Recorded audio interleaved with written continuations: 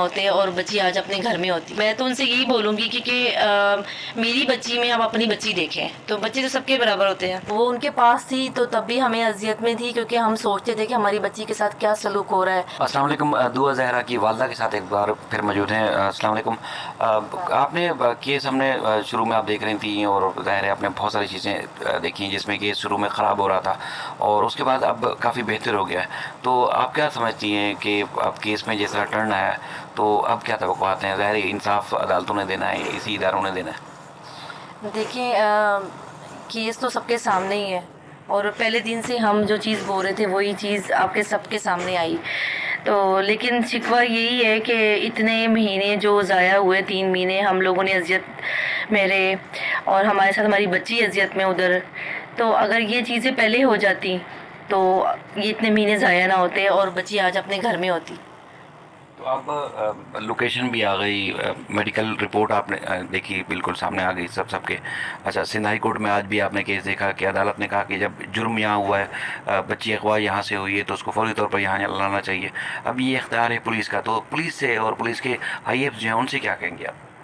मैं तो देखें, हमें तो आपको पता है घर में ज़रा सी कोई प्रॉब्लम हो जाए तो आप पुलिस के पास ही जाते हैं। मैं एक औरत होते हैं होने के नाते मैं एक चीज़ में जो मुझे समझ है, हम उनके पास ही जाते हैं इंसाफ के लिए। तो हमें तो उनसे बहुत उम्मीद थी और अभी भी हमें उनसे उम्मीद है कि वो जो चलें, जो कोताहियाँ हो गई हैं, जो काम टाइम पे नहीं हुआ, अभी भी वो जो नहीं हमारा साथ दें और जो भी वो कर सकते हैं, जो मदद कर सकते हैं वो करें, ताकि जो इतना कुछ नुकसान हुआ है ना तो वो अच्छा काम करके, ताकि वो अपना, उनका नाम भी होगा। आपको पता है हर चीज़ सब दुनिया के सामने होती है, नाम भी होगा और हमारी एक माँ बाप की दुआ भी लगेगी उनको।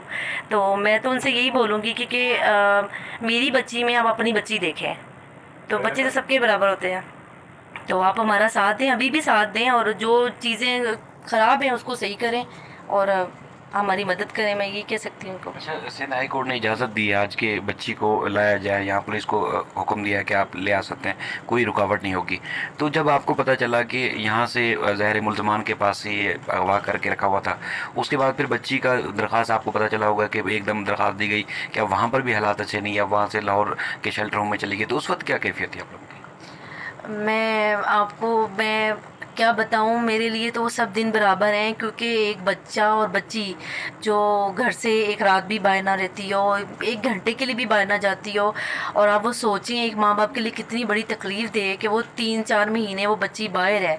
तो वो उनके पास थी तो तब भी हमें अज़ियत में थी, क्योंकि हम सोचते थे कि हमारी बच्ची के साथ क्या सलूक हो रहा है। और हम तो चले तकलीफ़ में थे, अज़ियत में थे, लेकिन जब बच्ची का सोचते थे ना तो यकीन करें कंट्रोल नहीं होता था कि कोई ऐसा मिले, कोई ऐसा फ़रिश्ता मिल जाए। या मैं सोचती थी क्या कोई हमारी पाकिस्तान में कोई एजेंसी नहीं है या कोई भी ऐसा नहीं रह गया, कोई ऐसा इंसान नहीं है कि जो जाके बच्ची को ले आए जाकर या हमें इंसाफ दे सके।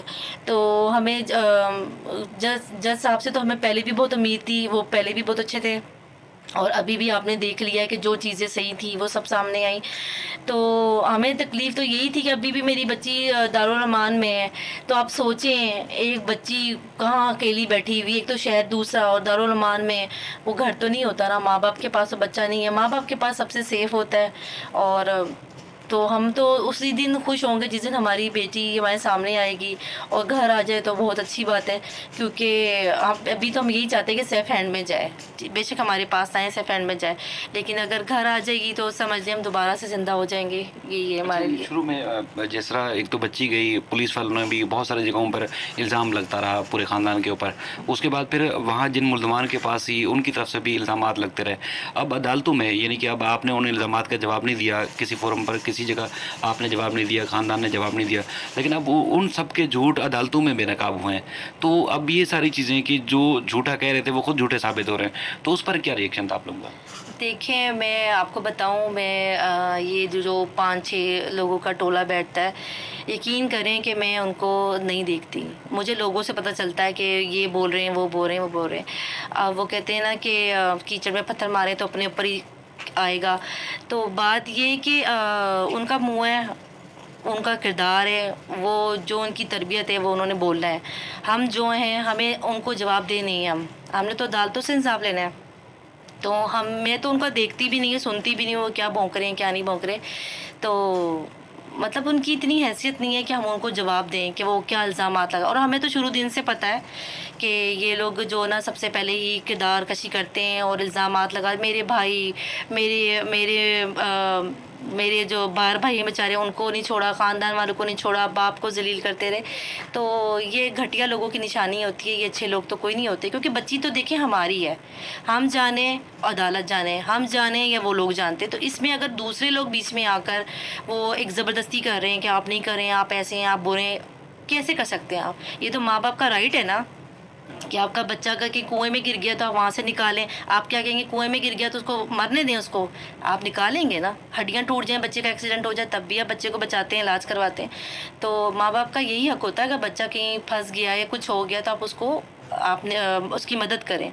तो ये लोग तो घटिया लोग हैं, मैं इनका क्या जवाब दूँ? इनको तो इतनी औकात नहीं है कि मैं जवाब दूँ उनको। अच्छा, सोशल मीडिया पे काफ़ी टाइम बाद आप आई हैं, मतलब मेरी रिक्वेस्ट पे आपने टाइम दिया है। अब बहुत सारे लोग कह रहे हैं कि मेहदी साहब अदालतों में नज़र नहीं आते, आप अदालतों में नज़र नहीं आते हैं, तो क्या वजह है आप लोग अदालतों में पेश क्यों नहीं हो रहे? मेहदी साहब क्यों नहीं आते अदालत? अभी तो इसलिए नहीं आए थे, उनकी थोड़ी-सी तबीयत ठीक नहीं थी, और दूसरी बात ये कि हमें ज़ुबान भाई ने मना किया था कि आपको ज़रूरत नहीं है, क्या मैं हूँ, तो मैं ऐसे ही फ़ाइट करूँगा जैसे अपनी बहन के लिए कर रहा हूँ। तो जब ज़रूरत पड़ती थी जिस चीज़ की, इनके बाबा, ज़ारा के बाबा जाते थे, तो मैं खुद ही कम जा रही थी। उन्होंने मुझे कहा कि मैं हूँ, तो आपको जाने की ज़रूरत नहीं है। तो जब मेरी ज़रूरत जहाँ पड़ेगी मैं जाऊँगी।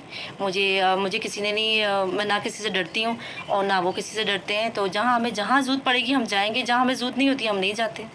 तो अब एक ईद के कुछ दिन पहले, बल्कि ईद के दिनों में ही एक बेटी की, आपकी दूसरी बड़ी बेटी की वीडियो आई थी।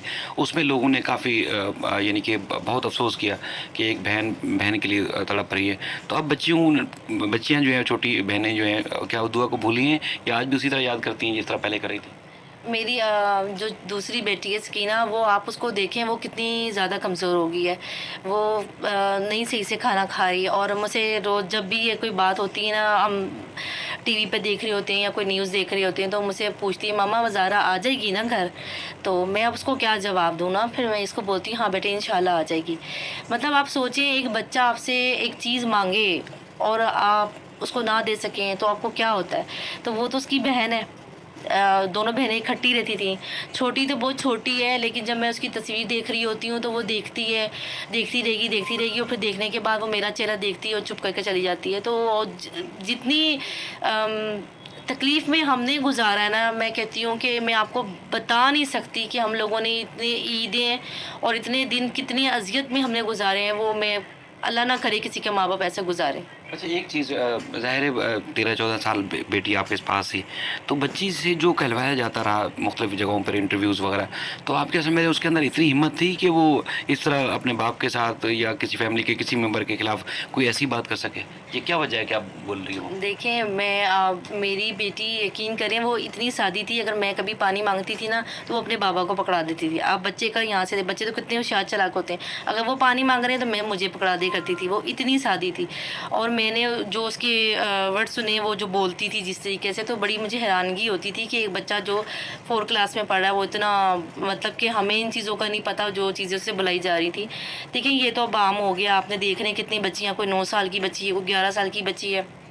जब ये अगवा करते हैं तो ये थोड़ी बोलेंगे कि पेरेंट्स बहुत अच्छे थे। वो पहले यही बोलते हैं कि भी पेरेंट्स मारते थे, पेरेंट्स पता नहीं बेच रहे थे, पेरेंट्स शादी करना चाह रहे थे। तो ये तो एक बहुत नॉर्मल सी छोटी सी बात है। तो ये तो हमें शुरू दिन से पता है, जब बच्ची गई थी और हमें मिल नहीं रही थी, जब उसका बयान आया तो हम समझ गए थे। हमें वकील ने बता दिया था कि बस आप तैयार हो जाएँ, अब ये ना इल्ज़ामात लगना शुरू हो जाएंगे। तो वो ज़ाहिर सी बात है, जो उनके पास बच्ची 14 साल की बच्ची हो और वो किसी गैर लोगों के पास, और आपने देख लिया है वो कैसे लोग हैं, तो उनके पास बच्ची होगी तो वो जो बोलेंगे ना तो वो करना। मुझे भी कोई ले जाएगा तो मुझे गन पॉइंट पे रखे या नशे दे और बोले तुमने ये बोलना है, तुम्हारे माँ बाप को मार देंगे, तुम्हारे बच्चों को मार देंगे, मैंने भी वही बोलना है जो मुझे बोलना पड़ेगा, मजबूरी है। अच्छा, अदालतों ने तो अब रास्ता खोल दिया है, तो अब कब लग रहा है कि कब तक बच्ची वापस आ सकती है? मैं तो सुबह से हज़ार दफ़ा मेरी अम्मी मुझसे पूछ चुकी हैं बच्ची अब कब आनी है, बच्ची कब आनी है। तो मैं यही बोल रही थी, मैं क्या हो सकता है पुलिस चली गई हो, शाम में चली गई हो तो वो कल तक पहुंच जाए। तो मुझे तो यही है कि जल्द से जल्द आ जाए। बस यकीन करें यहाँ पे ना सब्र करके बैठे हुए हैं और अल्लाह पे छोड़ा हुआ है हमने हमने अल्लाह पे छोड़ दिया। जब हमारा केस ख़राब हुआ तब भी अल्लाह पे छोड़ दिया था कि अल्लाह बड़ा बेनियाज़ है, वो देख रहा है, ये हमारे साथ ज़्यादती नहीं होगी। फिर आपने देखा कि सब चीज़ें क्लियर हुई।